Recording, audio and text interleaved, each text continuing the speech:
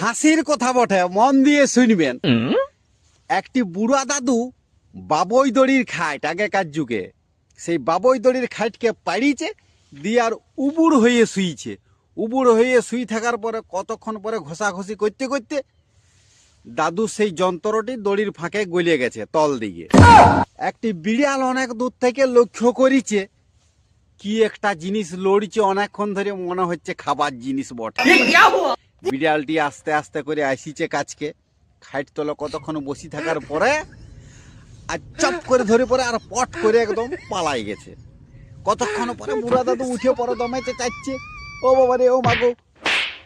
বুড়িটা বলছে কি হইলো গো, কি হইলো? বলছে আর হইল নাই বুড়ি মাই, সব গেল। কি হইলো, কি ব্যাপার, কিছু বলো। আর হইল নাই বুড়ি মাই, সব গেল। ঠিক বলেছো।